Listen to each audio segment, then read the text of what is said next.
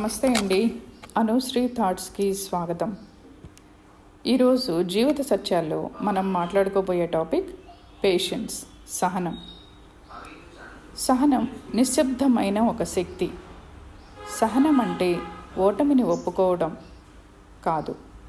సహనం అంటే టైం మనకి అనుకూలించే వరకు వెయిట్ చేయడం. జీవితంలో మనం ఎక్కువగా కోల్పోయేది కోపంతో కాదండి, ఆతురతతో, అంటే ఎగ్జైట్మెంట్తో. అన్నీ వెంటనే కావాలి, గెలుపు వెంటనే రావాలి అనుకుంటాం. అందుకని విత్తనం నాటంగానే పంట పండుతుందా, ఫలాలు పూలు వస్తాయా? రావు కదండి. అలాగే మన జీవితం కూడా విత్తనం నాటాలి, నీరు పొయ్యాలి, ఎరువు వేయాలి, అప్పుడు కానీ పంట చేతికి రాదు. విత్తనం వేసిన రోజే నమ్మాలి మనం పంట చేతికి వస్తుంది అని. ఓర్పుగా, సహనంగా ఎదురు చూడాలి. జీవితం కూడా అంతేనండి.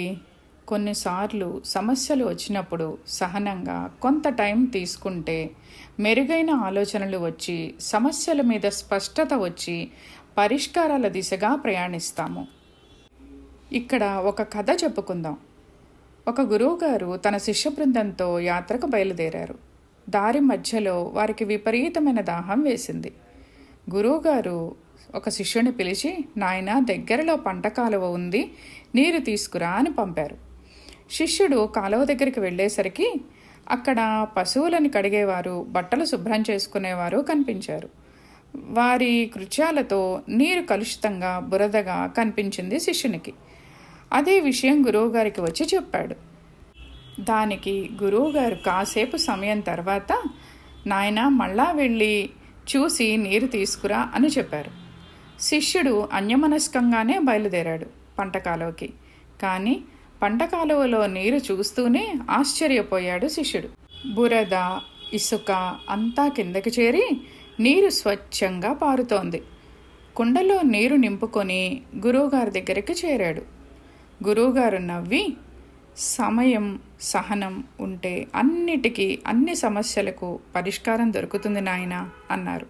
మనకు ఈ రోజుల్లో సహనం తగ్గడానికి మూల కారణం తోటి వారితో పోల్చుకొని వెనక పడతామేమో అనే భయం.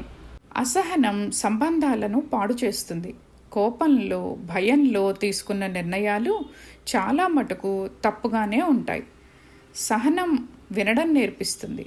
వినడం మనకి ఎదుటివారిని అర్థం చేసుకునేటట్టు చేస్తుంది. సహనం ఎలా పెంచుకోవాలో 4 చిట్కాల్లో చెప్తాను. మొదటిది, కోపం వచ్చినప్పుడు వెంటనే స్పందించకండి. ముఖ్యంగా ఎదుటివారితోనూ, పక్కవారితోనూ, భార్య భర్తను కానీ, భర్తను భార్య కానీ, మీ పిల్లలను కానీ పోల్చుకోకండి.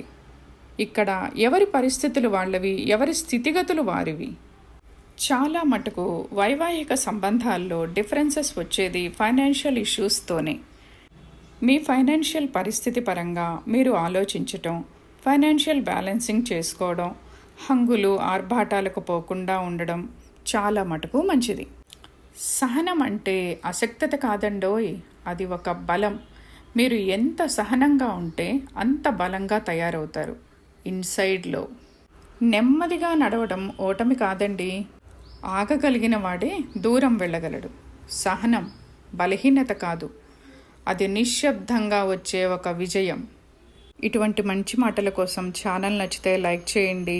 మీ అభిప్రాయాలను కామెంట్ రూపంలో తెలియచేయండి. Thank you.